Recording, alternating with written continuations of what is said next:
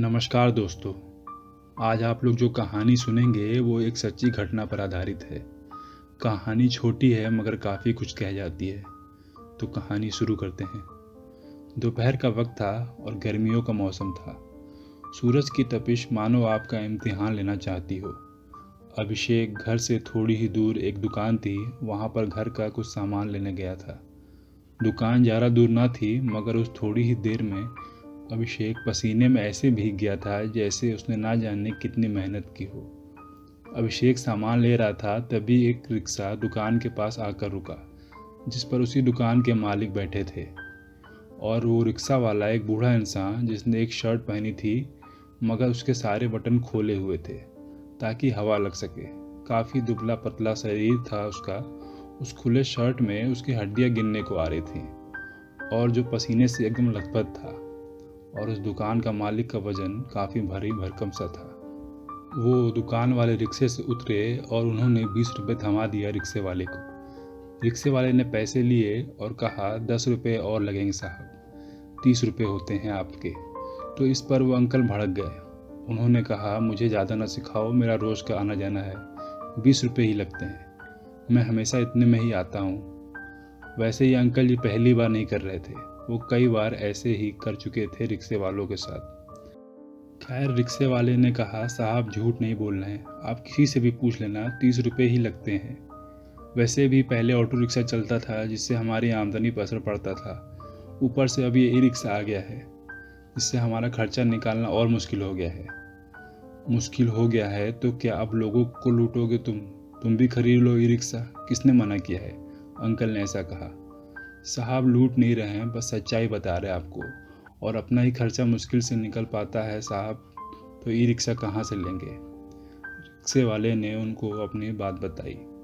हाँ तो ये मेरी समस्या थोड़े है, मेहनत करो और ख़रीदो, ये कहकर वो अंकल दुकान में जाने लगे।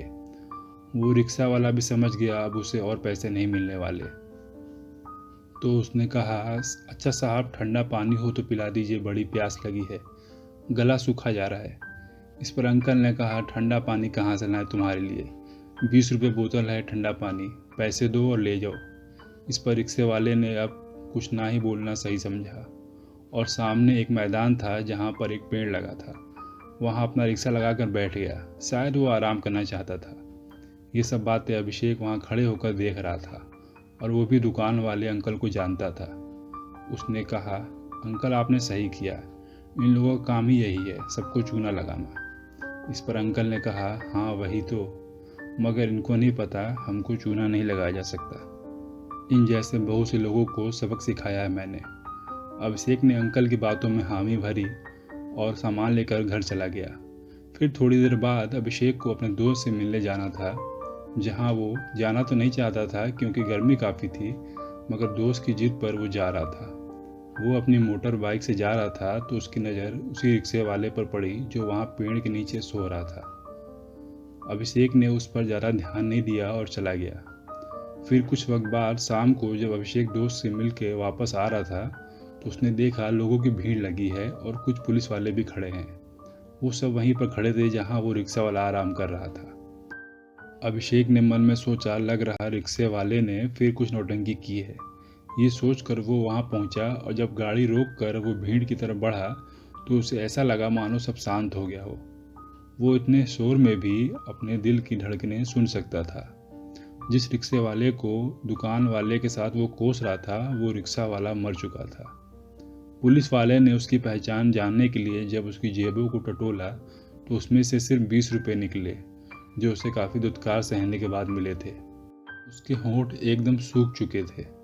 ऐसा लग रहा था मानो वो ना जाने कब का प्यासा हो। अभिषेक को एक पल लगा जैसे वही दोषी हो इन सबके पीछे। वो सोचने लगा क्या वो उसे एक पानी की बोतल खरीद कर नहीं दे सकता था? हो सकता है तब शायद वो पानी पीकर चला जाता, या ऐसा होता ही ना उसके साथ। या वो 10 रुपये जिसके लिए वो बार बार गुहार लगा रहा था, काश वही मैंने दे दी होते उसको। इससे मैं ना तो गरीब हो जाता ना वो अमीर हो जाता। यही सब बातें अभिषेक के दिमाग में मानो दौड़ने से लगी। उसे अब पछतावा सा हो रहा था कि काश वो उसकी आखिरी इच्छा पूरी कर पाता।